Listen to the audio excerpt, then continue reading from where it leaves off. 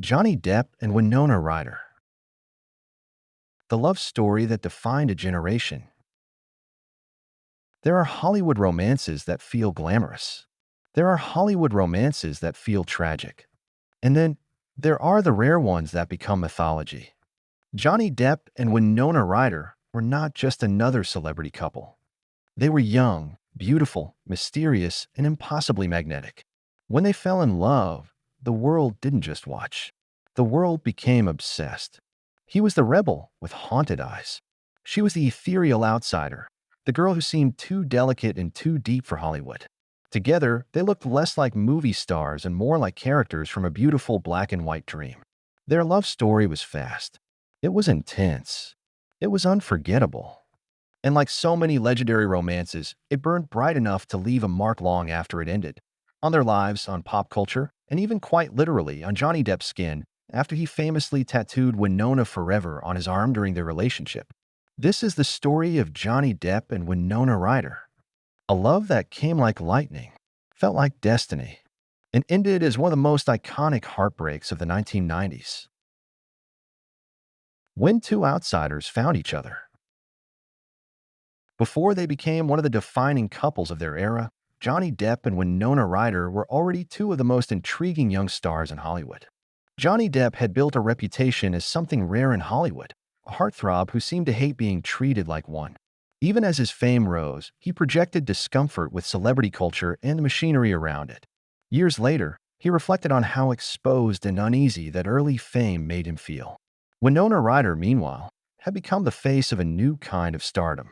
She wasn't polished in the traditional Hollywood sense. She felt intelligent, strange, vulnerable, and cool in a way that couldn't be manufactured. By the end of the 1980s, she had already become a generational symbol for young people who felt out of place everywhere else. They first met in 1989 at the New York premiere of Great Balls of Fire. The story has since become part of Hollywood lore. Two young stars crossing paths before either of them fully understood how much that meeting would change their lives. Reports from later retrospectives note that they went on their first date about 2 months after that initial meeting. And from the beginning, this was not treated as something casual. Johnny spoke about Winona with a kind of intensity that made people stop and listen. Around the start of their relationship, he said there had been nothing in his life comparable to what he felt for her.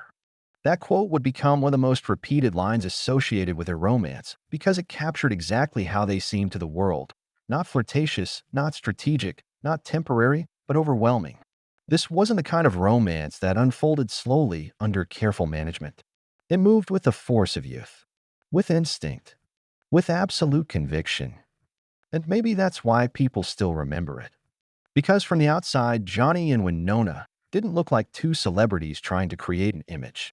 They looked like two people who had recognized something in each other immediately, something wild, private, and impossible to fake. Too young, too famous, too in love. There are relationships that grow step by step. And then there are relationships that leap. Johnny Depp and Winona Ryder leapt. According to multiple retrospectives, they became engaged just 5 months after their first date. 5 months. In Hollywood, where relationships often feel fragile before they even begin, that kind of commitment looked almost reckless. But to them, it seemed natural. They were deeply in love, and neither appeared interested in pretending otherwise. That was part of what made them so captivating in the early 1990s. They weren't trying to tone it down. They embraced the romance. They leaned into the intensity. They became, very quickly, one of those couples who seemed to represent an entire mood, an entire era.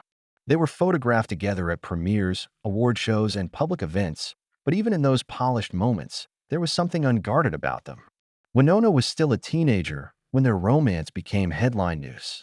Johnny was older, already carrying an aura of danger and mystery. Together, they created an image that was half fairy tale and half storm cloud. And then there was the tattoo. Winona forever. It wasn't subtle. It wasn't ironic. It was one of the most famous declarations of love in celebrity culture, a permanent mark for what, at the time, must have felt permanent. After the breakup, Depp would later alter it to Wino Forever, but the original tattoo had already entered pop culture history. To an audience watching from the outside, the tattoo meant something bigger than devotion. It symbolized the scale of the romance itself. This wasn't just dating. This was obsession. This was myth-making in real time. And perhaps that is why Johnny and Winona felt so different from many couples of their time. They weren't polished into bland perfection. They were intense, artistic, a little fragile, a little dangerous. They seemed like the kind of pair you would read about in a novel and assume could never exist in real life. But they did exist. For a while. And while the world was still trying to process them as a couple, they took the next step in sealing their image forever. They made a film together. Edward Scissorhands and the Birth of an Icon. If their relationship had ended before Edward Scissorhands, it might still be remembered. But Edward Scissorhands made them immortal. Released in 1990, the Tim Burton film placed Johnny Depp and Winona Ryder inside a story that already felt like a metaphor for doomed tenderness. Depp played Edward, the artificial boy with blades for hands, fragile, misunderstood, incapable of touching the world without damaging it. Ryder played Kim, the golden girl who sees the humanity beneath the strangeness. On screen, their chemistry was not loud. It was delicate, melancholic, almost sacred. And that was the genius of it, because audiences knew they were in love off screen too. So every look, every pause, every moment of longing in Edward Scissorhands seemed to carry something real beneath the performance. The film became one of the most beloved romantic fantasies of its era, and Johnny and Winona became forever linked to it. For many people, you cannot think of one without thinking of the other, at least not in that chapter of their lives.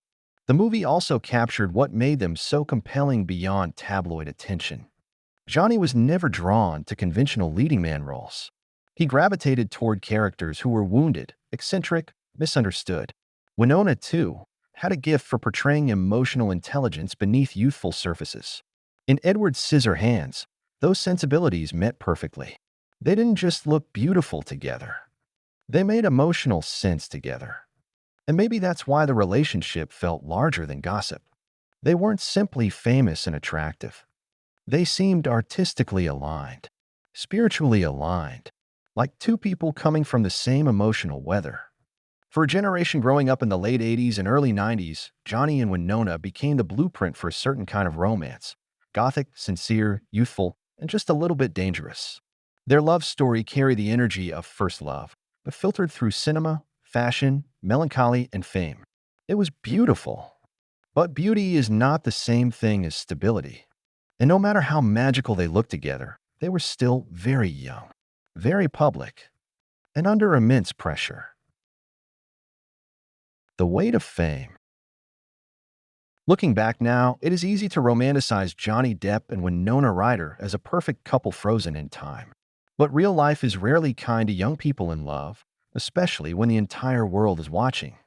Their relationship unfolded under intense public scrutiny. Every appearance, every rumor, every gesture became material for magazines and entertainment shows. Depp later spoke broadly about how invasive early fame could feel, while Ryder would, years later, reflect on how brutal that era of celebrity culture really was beneath the glamorous surface.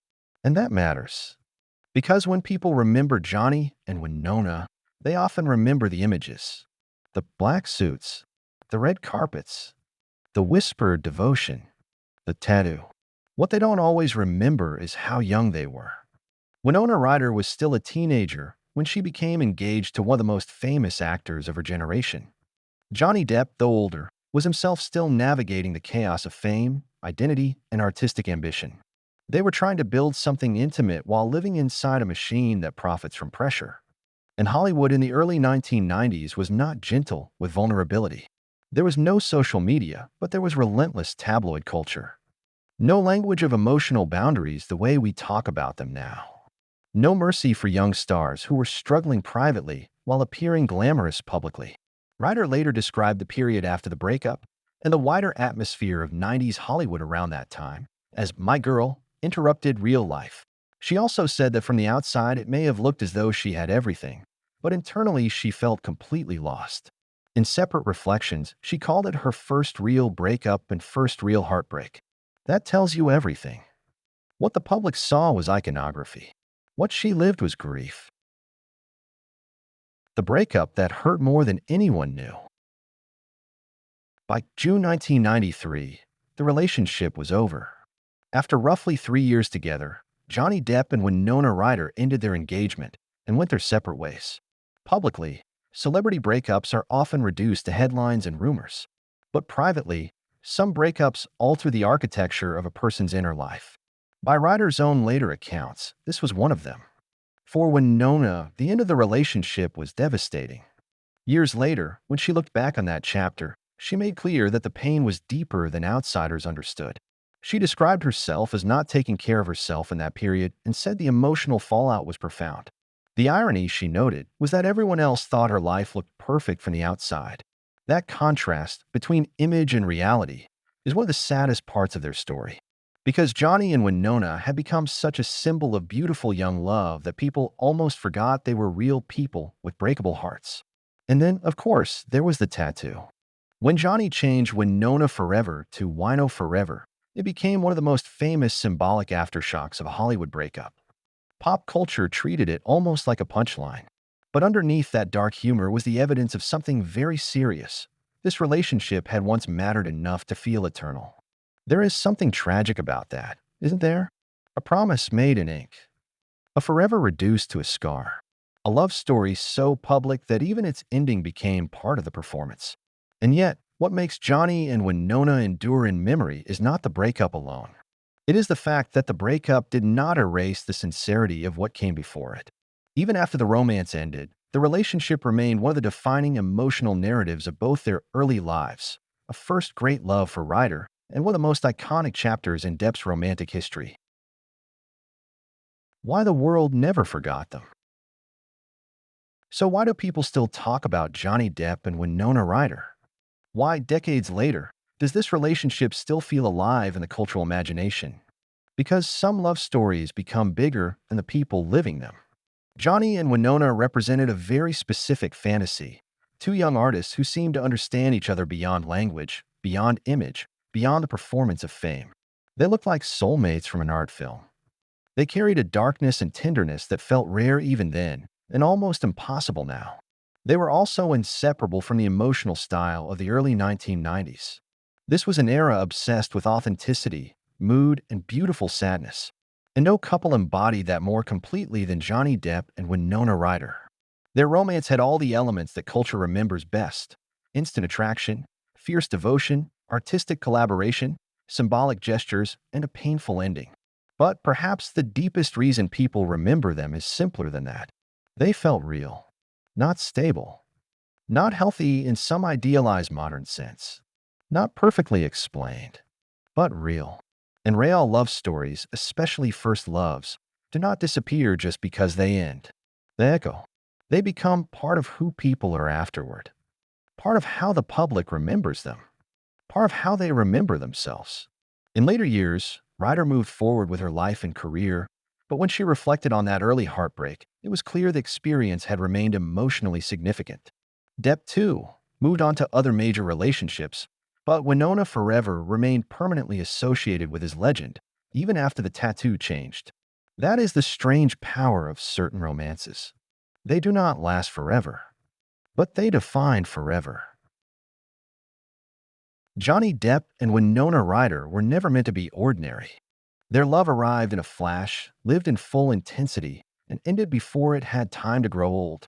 But maybe that is exactly why it remains so unforgettable. Because we never saw them become mundane. We never saw the ordinary erosion of long years. We only saw the spark, the obsession, the beauty, and the heartbreak. And in that way, they were preserved. Like a scene from Edward Scissorhands. Like a faded photograph from a decade that still feels haunted. Like a promise written on skin. Johnny and Winona were young. They were in love. And for a brief moment, they made Hollywood believe in romance again. Not the polished kind. Not the safe kind. But the kind that feels dangerous because it is true. The kind that changes people. The kind that leaves a scar. The kind the world keeps retelling because somewhere, deep down, everyone recognizes it. First great love. Beautiful collapse. A legend. Johnny Depp and Winona Ryder. Not forever in life, but forever in memory.